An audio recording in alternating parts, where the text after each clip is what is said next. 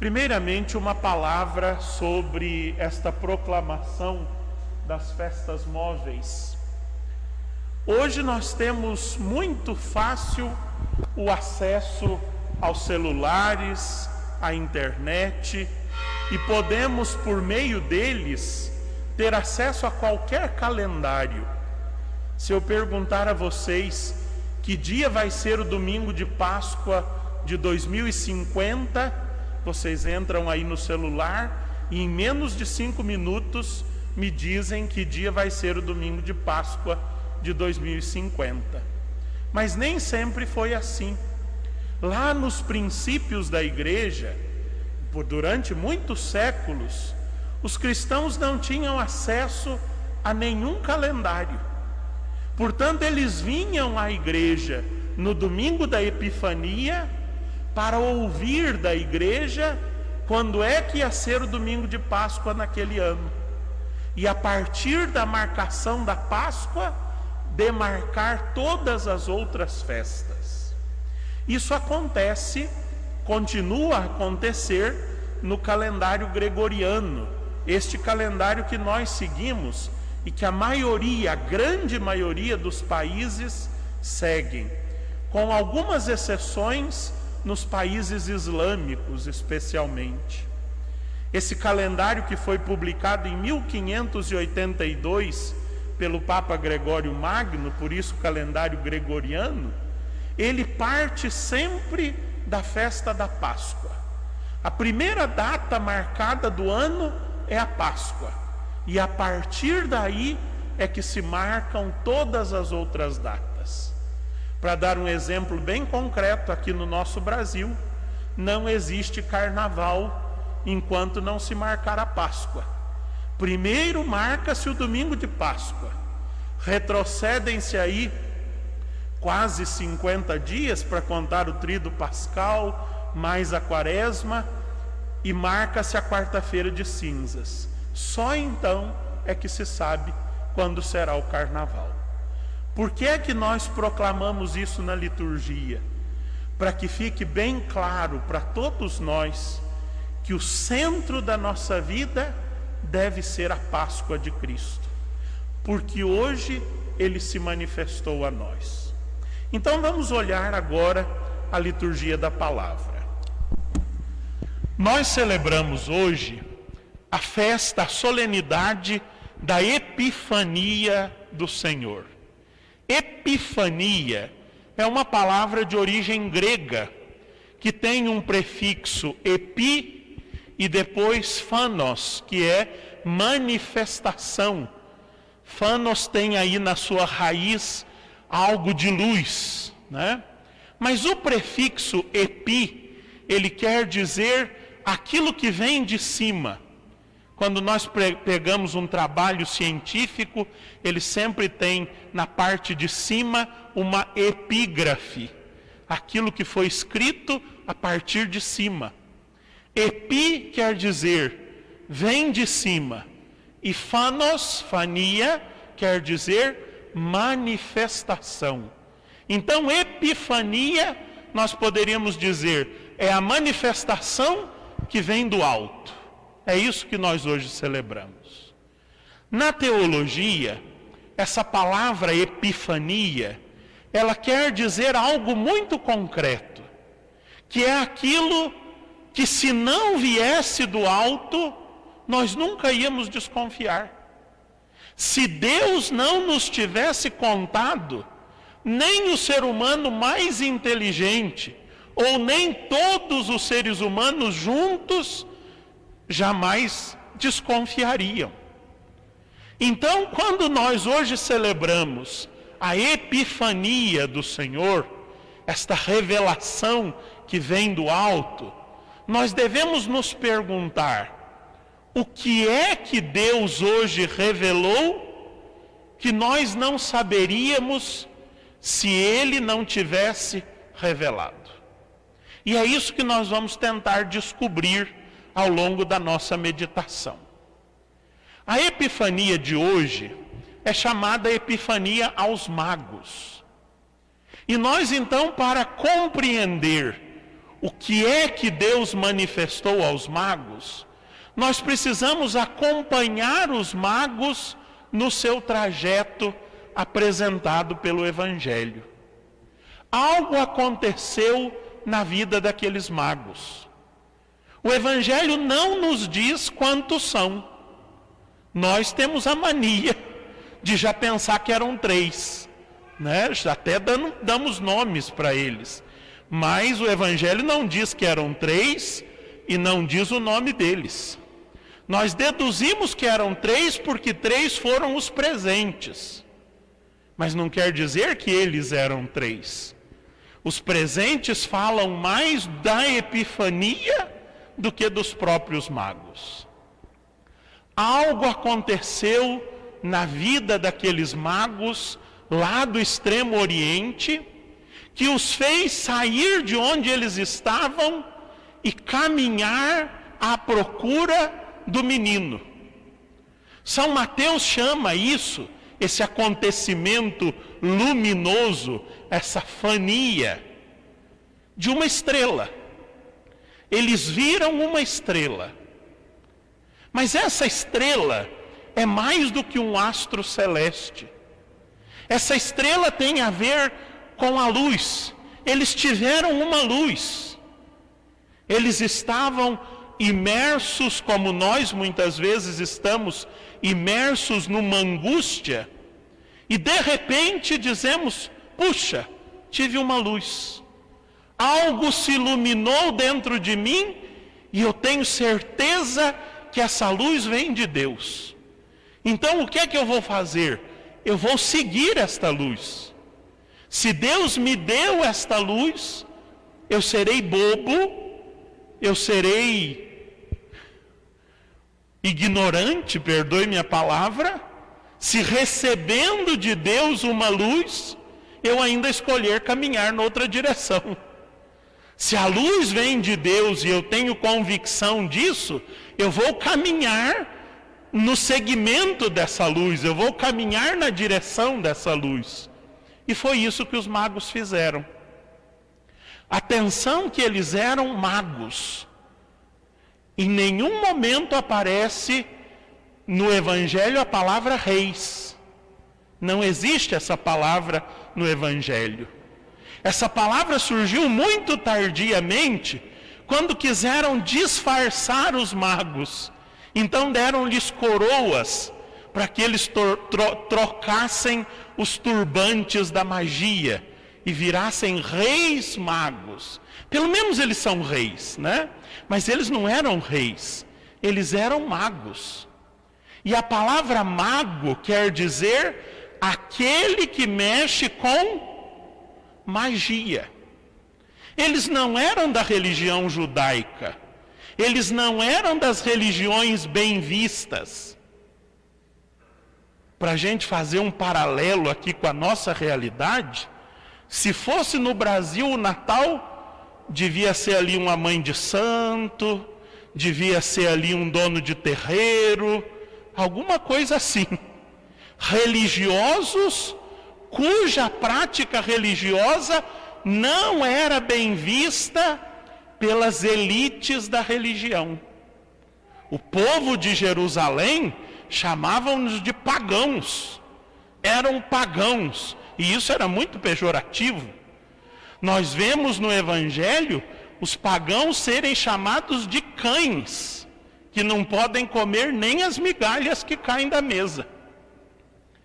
E é aos magos, aqueles que são mal vistos pela religião oficial, que Deus se manifesta luminosamente e dá-lhes a conhecer algo que nós não conheceríamos se Deus não tivesse revelado a eles. E esses magos caminham. É muito importante perceber que, como os pastores na noite de Natal, Deus não vai diretamente até eles. Deus lhes dá uma manifestação, mas para que eles cheguem ao menino da manjedoura, é preciso que eles caminhem. É preciso que eles sigam. É preciso que eles ponham o pé na estrada. E quanto estes magos tiveram que caminhar. Caminharam, guiados pela luz que se acendeu na vida deles. E onde é que eles foram parar? O evangelho de hoje começa dizendo que eles chegaram em Jerusalém. Que frustração! Chegaram na capital de Israel, aonde mora o rei Herodes no seu palácio, e foi lá no palácio que eles foram bater. Chegaram em Jerusalém, onde estão os sumos sacerdotes dos judeus no grande templo de Jerusalém. Chegaram então à capital política, econômica e religiosa de Israel. Bateram na porta do rei Herodes e perguntaram já de cara para o rei: onde é que nasceu o rei de Israel? Nós vimos a sua estrela no Oriente e viemos fazer o quê? Adorá-lo. Temos aqui dois graves problemas. Primeiro, Herodes não tinha filho. Herodes não teve filho. Como é que nasce um rei num reino se ele não é filho do rei que está reinando? Por isso o evangelho diz que Herodes ficou perturbado. Claro, se nasceu um novo rei em Israel, e esse rei não é meu filho, na verdade não nasceu um novo rei, nasceu um novo Israel, nasceu um novo reino, nasceu uma outra forma de poder, porque Herodes é o rei, ele detém o poder mundano nas mãos dele. E quando ele vê esses magos chegando no seu palácio, ele se perturba porque ele entende que quando eles anunciam o nascimento de um novo rei, eles estão anunciando o nascimento de um reino alternativo que já nasce com aquele novo rei. Mas tem um outro problema. Eles disseram que viram a sua estrela e vieram adorá-lo. Não se adora um rei, só se adora a um Deus. Com isso os magos estão dizendo que esse novo rei que nasceu é Deus. Então Herodes não pode guerrear com ele, porque ele é mais poderoso do que Herodes. E Herodes então começa a sua trama. E qual é a sua trama? Reunir os sumos sacerdotes e os escribas para descobrir onde ele nasceu, informar-se com os magos quanto tempo faz que a estrela apareceu, e nós sabemos, Herodes vai mandar matar todos os meninos de Israel menores de 2 anos. Herodes quer eliminar este novo rei, porque ele quer eliminar este novo reino, porque esta nova forma de poder é uma ameaça para ele. E ele tem o apoio do templo. Por quê? Porque esta nova forma de poder, ela é também uma nova forma de poder religioso que desmorona o templo de Jerusalém. E que nova forma de poder é esta? É um rei que não nasce no palácio. É um Deus que não mora no templo. É um rei que nasce num estábulo. É um Deus deitado na manjedoura. Esse novo poder, esta nova forma de poder, não é o poder que vem do centro, não é o poder, curiosamente, que vem do alto, não é o poder que vem dos fortes, não é o poder que vem da religião institucional. Esse poder que nasce com nosso Senhor, este reino que nasce com nosso Senhor é o poder da periferia, é o poder que vem dos pobres, é o poder que vem dos pequenos, é o poder daqueles que não têm nenhuma forma de poder. Que poder tinha o menino na manjedoura? O bebê, a criança, é a forma de vida mais desprovida de poder.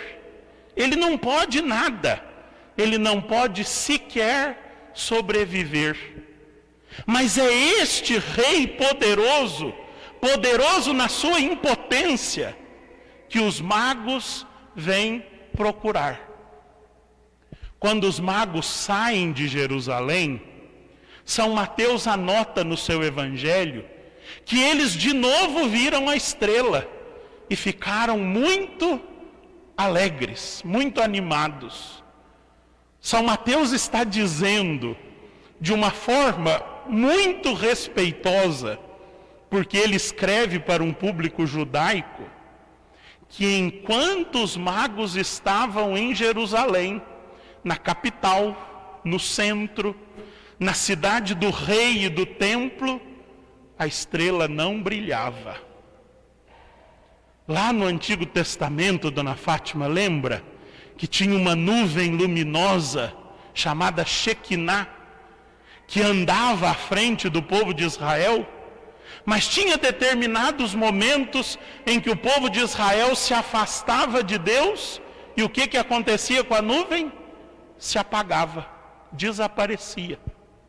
A estrela dos magos é a nova Shekinah. Onde Deus está, ela brilha. Aonde manipulam Deus, ela desaparece. Por isso ela não brilha em Jerusalém. Quando eles retomam o caminho de Belém, orientados pela profecia que foi lida lá no palácio de Herodes, a estrela volta a brilhar e eles voltam a ter alegria. E a estrela os conduz direitinho a Belém.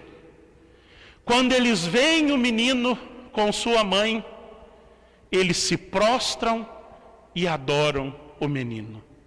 E aí nós temos os dois detalhes finais do evangelho de hoje, de suma importância: os presentes e o caminho da volta. Os presentes são a forma que São Mateus escolheu, litúrgica, simbólica, de nos contar o que é que os magos entenderam que nós não entenderíamos se Deus não nos tivesse contado. Eles ofereceram ouro, incenso e mirra. Não são 3 objetos. Ouro, incenso e mirra são o resumo simbólico daquilo que Deus revelou aos magos, e os magos nos contam por meio dos 3 símbolos. Aquele menino é Deus, por isso ele é incensado. Porque o incenso, essa fumaça que às vezes nos irrita tanto, porque nós não somos deuses e tem que irritar mesmo, porque ele só agrada a Deus.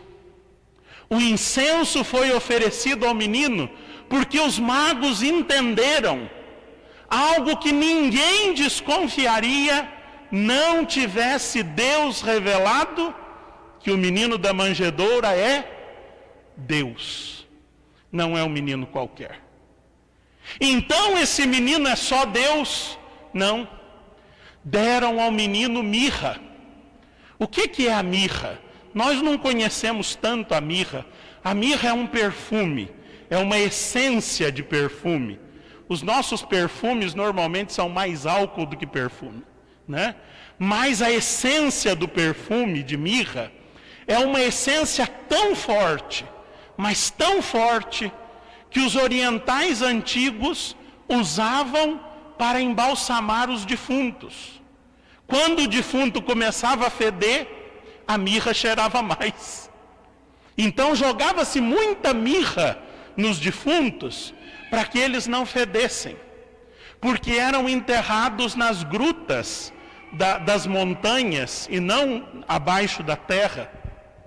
Por isso, quando eles oferecem ao menino mirra, eles estão dizendo: esse menino não é só Deus, ele é também homem, e homem na sua plenitude, porque ele vai até morrer. Então, o que os magos estão nos contando é que este menino é aquele que nós rezamos no credo: verdadeiro Deus e verdadeiro homem. Recebeu o incenso oferecido ao verdadeiro Deus e recebeu a mirra oferecida ao verdadeiro homem. Mas o terceiro presente é também revelador. Ofereceram ouro ao menino. Parece um disparate, porque esse menino nasceu numa estrebaria, no meio dos animais, no meio da excrescência dos animais, e agora aparecem 3 homens do Oriente e vão oferecer ouro. Podia dar uma casa para ele, que era mais aplicável, né? Mas é que esse ouro é um sinal de reconhecimento. Com o ouro, os magos estão dizendo: este menino, que é homem e é Deus, ele é também rei. Porque só os reis podiam manipular o ouro. Quando se pegava uma moeda de ouro, por exemplo, ela sempre tinha a cara do rei. As rainhas só podiam pôr sua cara nas moedas de prata. Nunca podiam ter nas moedas de ouro. Porque o ouro era uma matéria reservada aos reis. Foi isso que os magos receberam como revelação que vem do alto. Que o menino da manjedoura é Deus, é homem e é rei. E por que eu digo que é rei é muito importante? Porque os magos entenderam que ali, na manjedoura de Belém, estava nascendo um novo reinado. Estava nascendo um reinado eterno.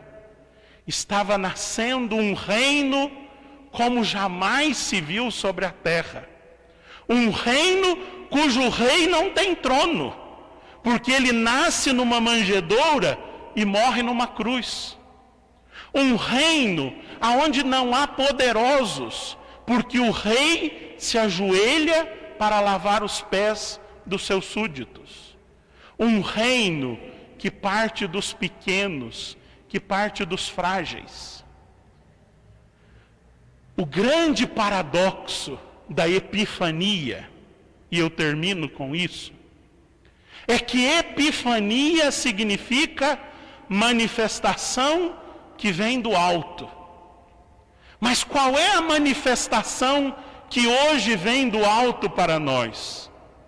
É a manifestação de que a nossa salvação vem de baixo. A nossa salvação não vem do alto.